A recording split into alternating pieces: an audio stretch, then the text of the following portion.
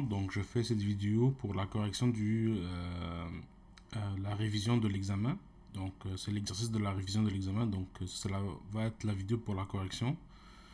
Donc ici à gauche, j'ai le paquet traceur et à droite j'ai le document Word. Donc on va aller passer par les étapes puis on va configurer la topologie ensemble. Juste être sûr que je suis enregistré. Oui, parfait. Donc, on va faire du routage, donc stick, donc routage inter-VLAN. On va faire OSPF, ACL et le NAT. Il y a aussi DHCP DHCP puis il y a le SSH. Donc ici il y a quelques serveurs qui sont déjà préconfigurés avec leur URL. Donc si on passe à l'étape 1, ça dit sur la switch A, donc la switch A ici, je vous demande de créer les VLAN en fonction du tableau des VLAN et assigner-les aux interfaces telles que requis. Donc si je vais dans le tableau des VLAN, donc je crée VLAN 50, 60 et 90, leur nom est là, et je dois assigner les interfaces au bon VLAN. Donc on va faire ça tout de suite. Enable ici, confecter. On va commencer par VLAN 50, name student, VLAN 60, name employees, puis VLAN 90, name management, et ça va être le native en même temps. Donc maintenant j'ai créé les VLAN, donc je peux faire do show VLAN brief. Donc voici mes VLAN ici sont déjà créés. Là je les ai pas encore assignés des ports, je les ai juste créés. Donc là je vais assigner les ports. Donc on dit F01 à 7, c'est VLAN 50. F08 à 12, c'est 60. Puis G01, c'est le trunk. Donc interface range F0/7-1-7 switch port mode access switch port access VLAN 50. Par la suite je vais avoir interface range F08-12 switch port mode access switch port access VLAN 60. Puis le dernier c'est un trunk, donc interface G01 switch port mode trunk switch port trunk native VLAN 99. Puis ça va être tout pour la configuration de la switch. Je peux avancer un peu le temps. Parfait. Donc là j'ai fait l'étape 1. L'étape 2, ici je demande de configurer les adresses IP et le routage inter-VLAN sur les équipements qui appartiennent à la cité. Donc tout ce qui est en rose ici, ça c'est Internet, ou en rouge si vous voulez, ça c'est Internet, c'est déjà fait pour vous. Nous il faudra juste qu'on configure ce qui est en bleu ici. Donc je vais commencer par Edge. Donc je viens sur Edge ici. Enable, config. Et je vais recommander toujours de changer le nom de routeur là, comme ça vous savez vous êtes dans quel routeur. Donc je vais juste faire hostname Edge. Et par la suite je pourrais commencer à faire les configurations. Donc j'ai interface G000, IP adresse 209.68.5.1, 255.255.255.248, donc c'est un /29. Je n'appuie pas la commande no shot. Et par la suite, je vais faire mes sous-interfaces. Donc, interface G001.50. Là, ici, il faudra que j'active l'encapsulation. Donc, encapsulation.1q 50. Et là, je mets l'adresse IP. Donc, IP adresse 10.68. Donc, mon X c'est 68, dans mon cas, .50.1. 255.255.255.0. Je vais faire la même chose pour le 60. Donc, G001.60, encapsulation.60, L'adresse IP ici, à la place de 50, ça va être 60. Par la suite, j'ai le 99, donc 99. L'adresse IP ici, c'est 99, à la place de 60. Désolé. Oups, j'ai oublié d'activer l'encapsulation, donc encapsulation.1q 90, et j'ai jamais acheté le mot-clé native, parce que c'est le VLAN native. Et maintenant, je peux ajouter l'adresse IP. Par la suite, il me reste à allumer l'interface physique. Donc là, j'ai configuré les interfaces logiques, si vous voulez, les sous-interfaces. Donc là, il faudra que j'allume l'interface physique pour que le trafic puisse passer. Donc interface G001, no shot. Là, il me restera juste G002. Donc interface G002, IP adresse 172.172.16.68.1. 255.255.252 et je fais no shot. Parfait. Donc là, mes interfaces ici sont up. Et là, maintenant j'ai fini avec Edge. Là, il faudra faire data center. Donc je viens sur data center ici. Enable, config, je vais juste faire hostname en premier. Data center. Et par la suite, je peux le configurer. Donc interface G000, IP adresse 172.16.68.2, 255.255.255.252. Je fais la commande no shot. Par la suite, j'ai interface G001, IP adresse 192.168.1, 255.255.255.0. La commande no shot. Là, il faudra que j'ai les PC A et B, c'est par DHCP. La cité, donc le serveur, la cité ici. Desktop 168, 192, 168.68.10, 255.255.255.0, 192, 68, 68.1.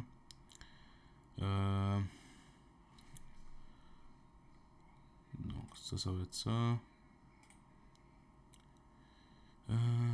PC1. Ah non, PC1 c'est déjà fait. PC admin. Laissez-moi juste voir le serveur DNS. Ça va être qui le serveur DNS? Désolé. DHCP DNS c'est 8888. Okay. Donc ici je peux mettre que DNS c'est 8.8.8.8 par exemple. PC admin.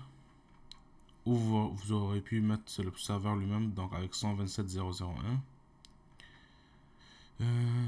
PC admin, desktop ici. 192.68.68.50, 255.255.255.0, 192.68.68.1, 8.8.8.8. Parfait. Donc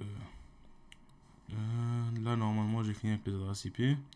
Donc j'ai fait l'étape 1. J'ai fait l'étape 2. Là c'est le routage statique. Donc je dois configurer une route par défaut entièrement spécifiée sur Edge qui pointe vers Internet. Donc une route entièrement spécifiée, ça se fait sur 2 commandes sur Packet Tracer. Donc je vais mettre l'interface de sortie et l'adresse du prochain tronçon. Donc je viens sur Edge ici. IP route 0.0.0.0.0.0.0. Ça va sortir vers G000 ou ça va aller vers le 209.68.5.2. Donc c'est une route entièrement spécifiée. Donc on spécifie l'interface de sortie et on spécifie aussi l'adresse du prochain tronçon. Donc là normalement cette étape là c'est déjà fait. Maintenant il faudra faire du routage OSPF, donc configurer le routage OSPF en utilisant le processus IDXX, donc vos 2 derniers chiffres, la zone 0 sur les équipements de la cité. Donc là par défaut là, il y a 2 équipements qui participent à la couche 3, donc c'est sur ces 2 équipements là qu'il faudra faire OSPF. Je dois prolonger la route par défaut sur Edge, annoncer tous les réseaux locaux seulement, puis appliquer Passive Interface aux interfaces appropriées. Donc je vais commencer par Edge. Donc on a dit router OSPF 68 dans mon cas. Ici, je vous ai dit là, lorsque vous ne savez pas c'est quel réseau qu'il faut annoncer, ou lorsque vous êtes vous êtes un peu perdu dans la topologie là, vous pouvez faire la commande do show IP route connected, puis ça va vous montrer tous les réseaux qui sont connectés. Puis généralement on annonce tous ces réseaux là, sauf celui qui va vers internet, donc celui qui est un réseau public. Donc on annonce tout ce qui est privé sauf le public. Donc je commence avec network 10.68.50.0 0.0.0.255 area 0. Là je reprends avec 60 90, puis network 172.16.68.0 0.0.0.3 area 0. Je dois propager la route par défaut, donc default information originate. Je dois appliquer maintenant Passive Interface. Donc, je vous ai montré ça déjà. Donc, Passive Interface Default, là, ça va appliquer Passive Interface sur toutes les interfaces du routeur. Donc, toutes les interfaces vont entrer en Passive Interface. Et après, je vais enlever l'interface que je ne veux pas qu'elle participe au Passive Interface. Donc, dans ce cas-là, j'ai pas de voisinage avec ISP. Donc, ici, je vais garder Passive Interface. J'ai pas de voisinage après la switch A. Donc, je vais garder Passive Interface. Mais ici, sur G02, j'ai un voisin qui s'appelle Data Center. Donc ici, je veux enlever le Passive Interface. Donc je vais faire No Passive Interface G002. Donc ça, c'est sur Edge. Maintenant, je vais sur Data Center. Router OSPF 68. Do show IP route connected. Network 172. 16.68.0 0.0.0.3 area 0, PG network 192.168 par exemple, .68.0 0.0.0.255 area 0. Là normalement si j'avance un peu le temps, voici mon voisinage est monté. Mais là lorsque je vais faire default, non pas default, passive interface default là, mon voisin va tomber, c'est normal parce que j'ai mis passive interface sur toutes les interfaces. Et là, je vais l'enlever sur l'interface que je ne veux pas qu'elle participe au Passive Interface. Donc, l'interface qui va vers Edge, qui est G000. Donc, non, Passive Interface G000. Et là, je peux avancer le temps, là, puis mon voisin OSPF, il est revenu up. Donc, ça, c'est pour la configuration de OSPF. Maintenant, je suis rendu dans DHCP. Donc, je vais faire les configurations de DHCP sur Data Center, donc sur le routeur Data Center, afin de fournir des adresses dynamiques aux VLAN 50 et 60. Utiliser VLAN 50 et 60 pour les noms de pool. Je dois exclure les 5 premières adresses. Utiliser la première adresse comme passerelle par défaut. Et configurer DNS avec 8888. Donc, je viens sur Data Center. Je vais faire IP DHCP excluded address. Et ça va dire, je vais exclure les 5 premières adresses de chacun des VLAN, donc 10.68.50.0 à 10.68.50.5. Et je vais juste mettre ici à la place 60 par la suite. Et comme ça, j'exclus les 5 premières adresses. Maintenant, je dois créer mes pools. Donc IP DHCP pool. Donc ça va s'appeler puis VLAN 50. Network 10.68.50.0 255.255.255.0 default router 10.68.51 DNS 8.8.8.8. Généralement, c'est tout ce qu'on a besoin de faire. Default domain name, bon, pas besoin. Et je vais refaire la même chose pour le 60.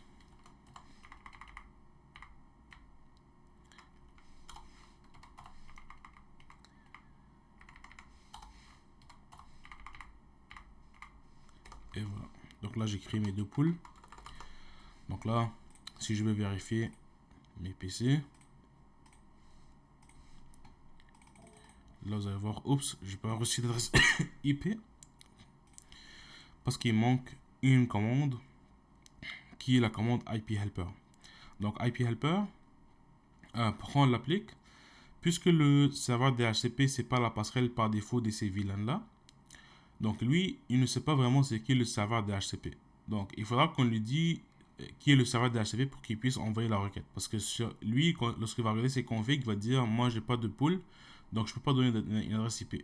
Donc il faudra qu'il envoie ça à un serveur ou à un routeur pour que sa requête puisse être donc la requête DHCP puisse être répondue par le serveur approprié.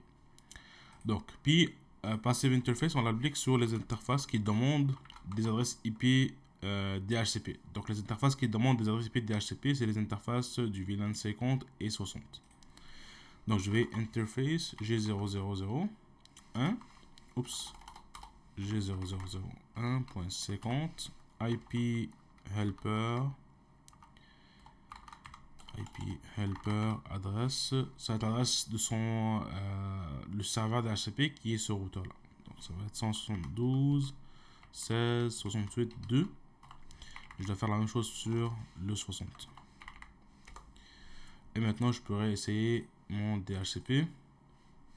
Je peux juste avancer le temps. Et voilà, il a fonctionné. Je vérifie sur le PCB. Voilà, ça fonctionne.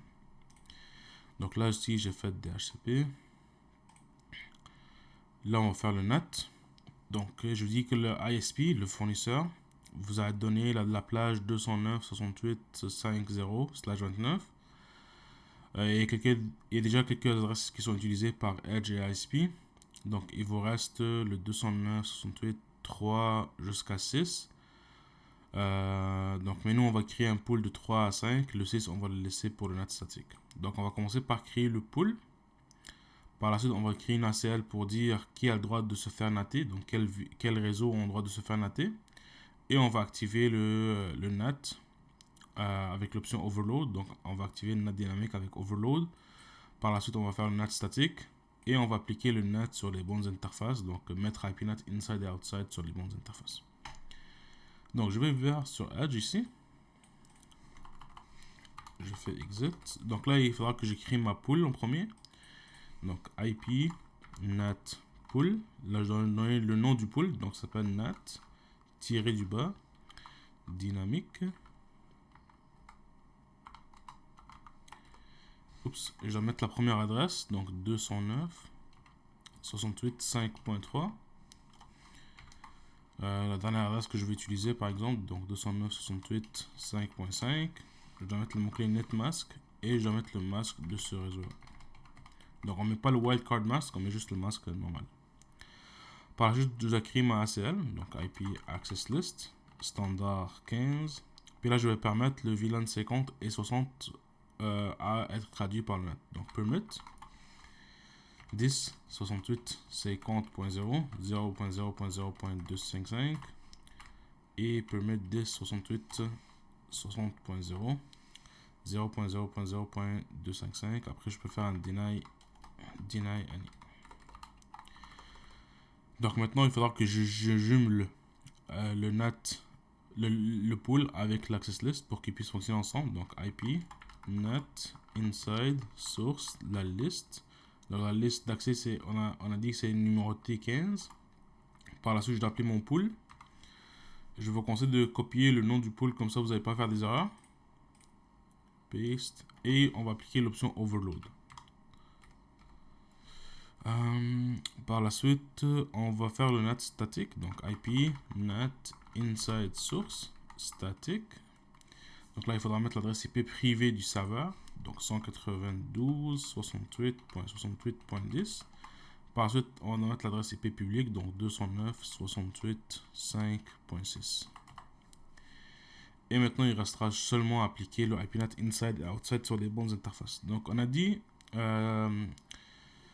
plutôt que toutes les interfaces qui vont au réseau public sont en IP NAT outside et toutes les interfaces qui vont au réseau privé sont à IP NAT inside.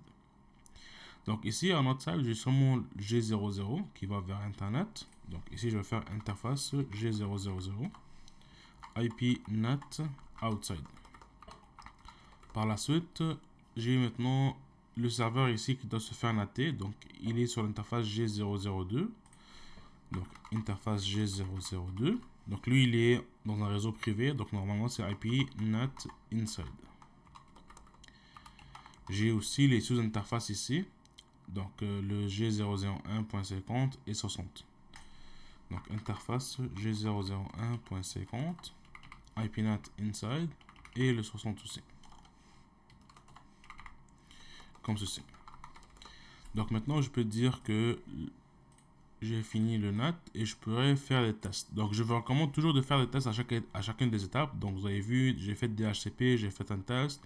OSPF, j'ai vu que mon voisin est monté, donc j'ai fait un test. Donc, maintenant, on va tester le NAT avant de continuer. Pourquoi je vous demande de faire ce test-là? C'est parce que je ne veux pas que vous vous rendiez au ACL et que votre NAT, vous ne l'avez pas testé. Ça se peut que le NAT cause un problème déjà. Et après, vous allez avoir de la misère à vous dépanner. Donc, vous n'allez pas savoir est-ce que c'est les ACL qui causent le problème ou est-ce que c'est le NAT qui cause le problème. Mais si vous testez le NAT, tout fonctionne bien. Donc, et vous faites des erreurs dans les ACL, mais là, vous limitez où est-ce que vous avez fait les erreurs. Donc là, on sait que c'est les ACL qui ont causé le problème. Donc là, pour tester le NAT, je dis que le PCA et PCB ils doivent rejoindre le serveur google.ca. Donc, je peux venir ici. PCA.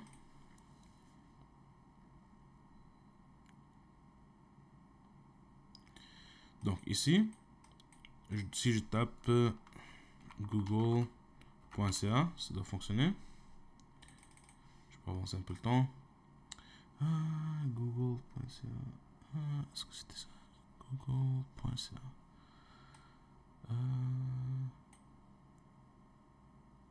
Si je tape 8.8.8.8, ça marche-tu? Alors, c'est quoi? C'est google.ca. Ok, google.ca. Je pense que j'ai fait un typo. Je peux tester maintenant avec PCB. Donc, j'ai testé avec PCA. Je peux tester avec PCB.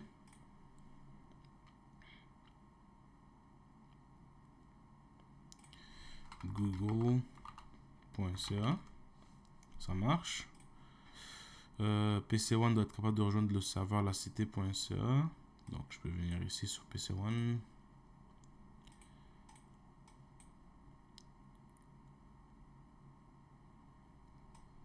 Si je tape par exemple lacité.ca.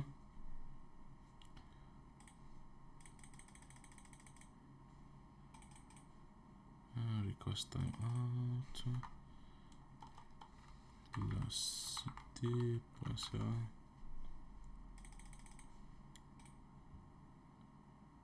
Ok. Si je tape son adresse IP publique. C'est pas DNS. Laisse-moi voir. C'est 209. Oups. 209.68.5.6. Ok, non.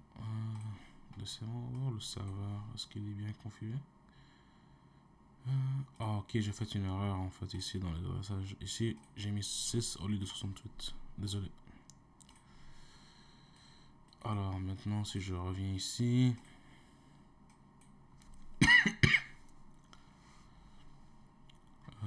Lacité.ca. Donc lacité.ca. Voilà, j'arrive à rejoindre la page web de lacité.ca. Par la suite, ça c'est tester les ACL. Donc ça c'est une fois qu'on applique les ACL. Je peux essayer aussi le serveur hackme.ca.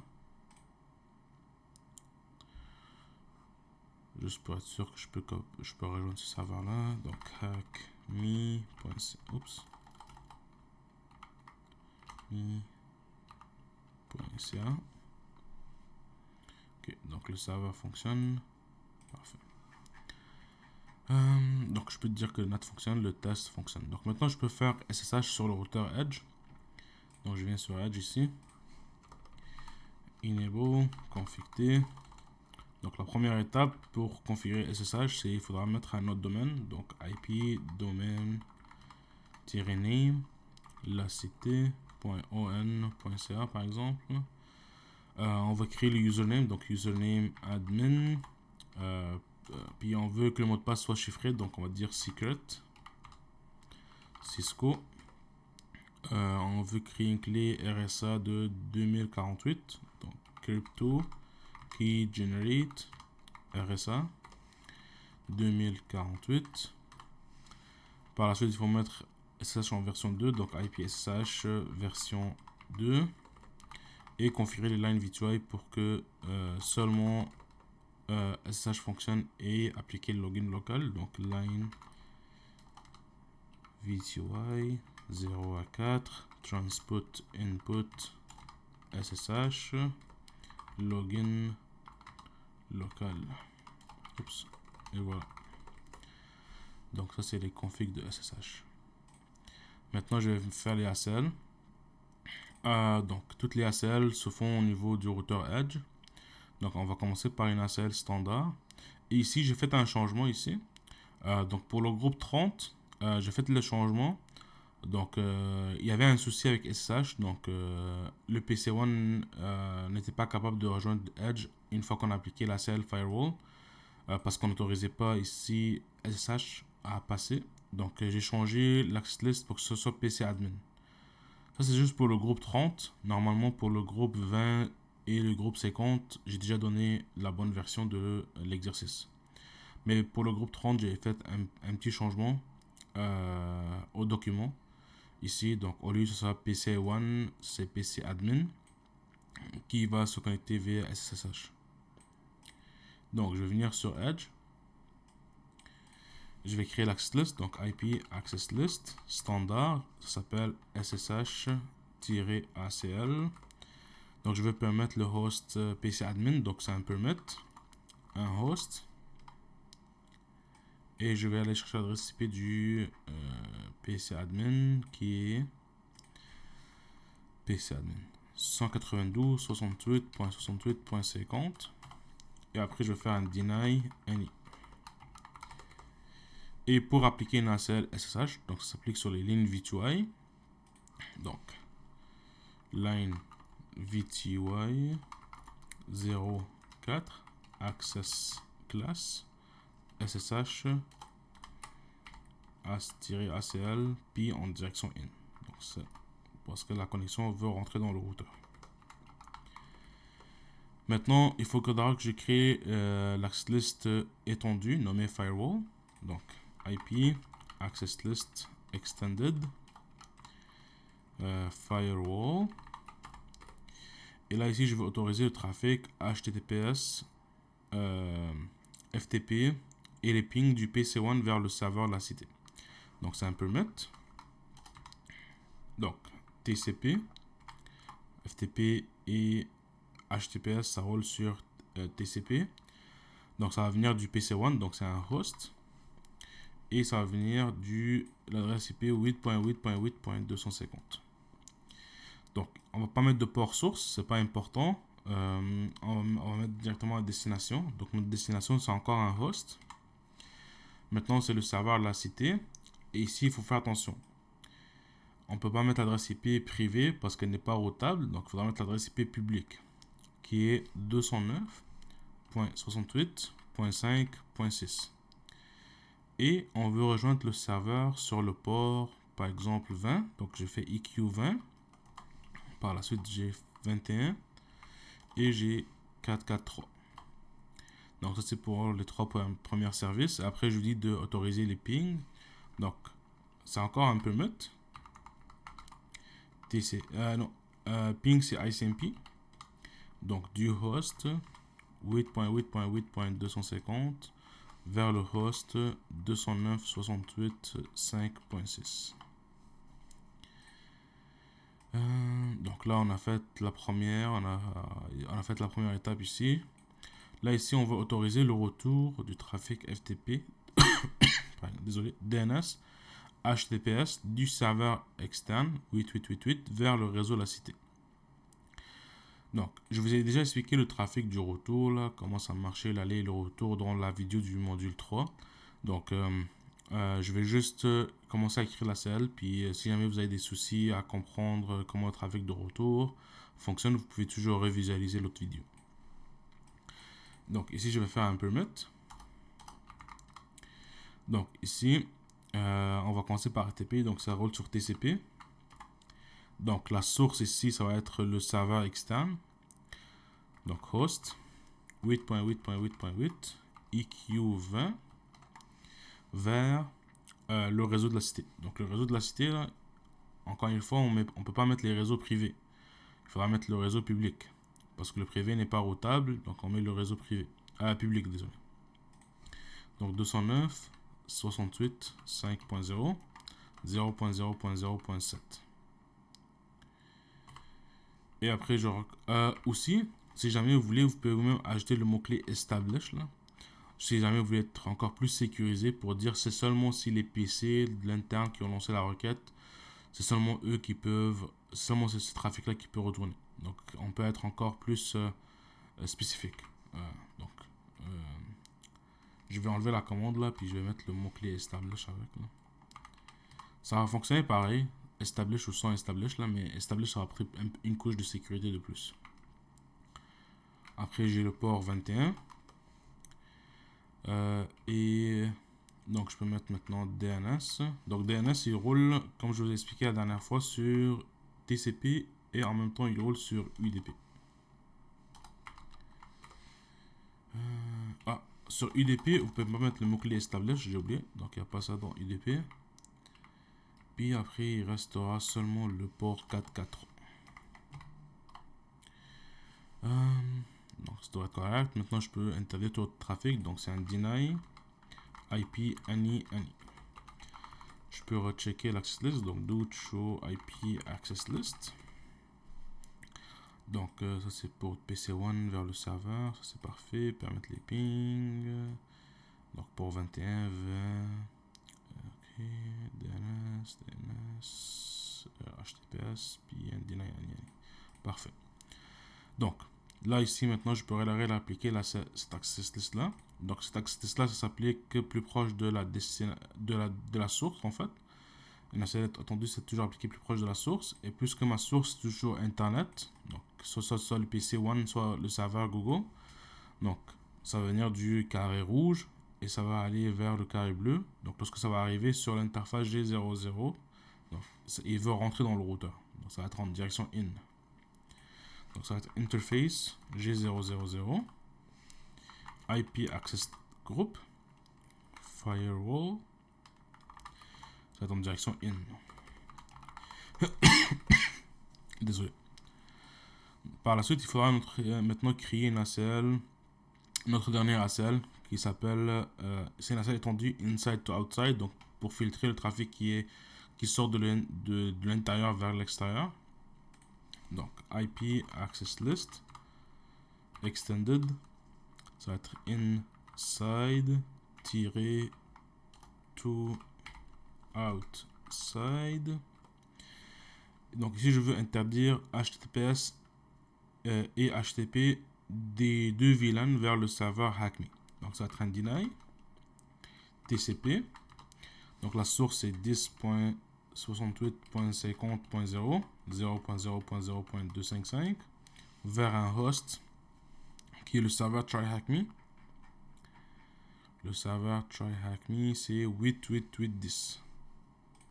Donc 8.8.8.10 sur le port 443 et sur le port 80. Je reprends ces mêmes lignes de commande là ici, mais à la place de 50, je l'applique pour VLAN 60 et 80. Par la suite, je demande de autoriser tout autre trafic. Donc permit IP any. Et maintenant on va l'appliquer. Donc cet access là ici j'ai deux sources maintenant. Donc j'ai le VLAN 50 et VLAN 60.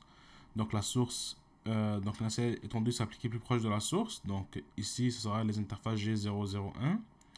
Et là ici il faudra faire attention parce que c'est les sous-interfaces. Donc c'est le point 50 et point 60. Donc interface G001 .50 IP Access Group. Encore une fois, je vous recommande de copier les noms, comme ça vous ne faites pas des erreurs. En in.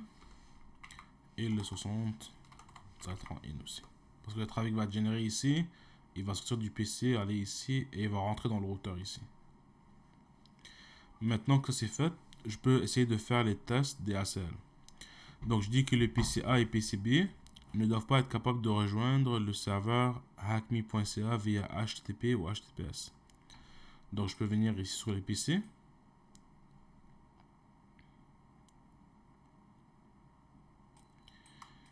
Donc je peux essayer de faire hackme.ca.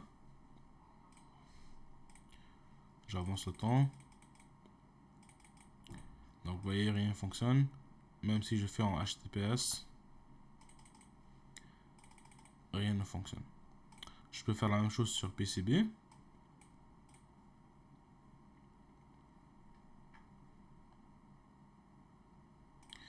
Donc hackme.ca. Je peux avancer le temps.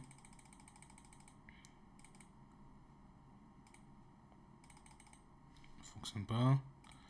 HTTPS. Même chose, ça ne fonctionne pas.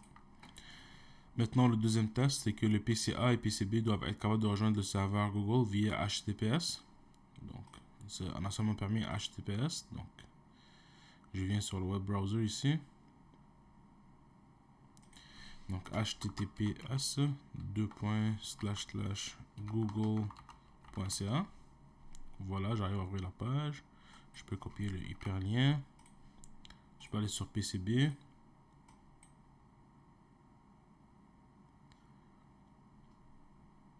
Je peux essayer de faire la même chose ici. Go. Ça marche. PC1 doit être capable de rejoindre le serveur la cité via HTTPS, FTP et les ping. Donc je peux venir ici sur PC1. Je vais essayer de faire un ping. Normalement, si je fais ping la cité.ca, ça fonctionne. Ouais, ça fonctionne. Donc on va faire une requête DNS, ça fonctionne. Si je fais FTP, Cisco, ça fonctionne. Je peux faire maintenant la requête web en HTTPS. Donc https://lacité.ca. Ça fonctionne. Je peux tester SSH. Donc je viens ici sur le PC ici. SSH-L admin 172.16.68.1 par exemple. Cisco, ça marche. Donc j'ai pas mal testé toutes les ACL. Je peux venir ici faire un show IP access list pour voir si j'ai des matchs un peu partout. Donc là je vois j'ai des matchs un peu partout. Sauf ici j'ai pas fait du FTP là sur 8888. Je peux les tester.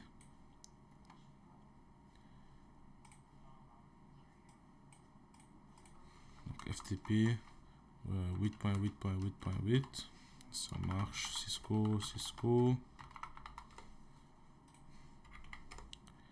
Donc vous voyez j'ai des matchs ici. Donc je vois que mes ACL fonctionnent pas mal. Donc ça c'est la correction du laboratoire 4 qui est votre révision de l'examen. Et comme je vous ai dit là, si vous la faites puis vous n'avez pas de problème, vous êtes correct pour l'examen. Donc j'espère que vous allez trouver cette vidéo utile pour vous corriger. Si vous avez des questions, n'oubliez pas que vous pouvez me contacter par Teams ou par courriel. Et votre examen sera la semaine prochaine. Donc cette semaine en fait. Donc si vous avez besoin de quoi, faites juste m'envoyer un message ou un courriel et je vais m'assurer de vous répondre. Merci et bonne journée.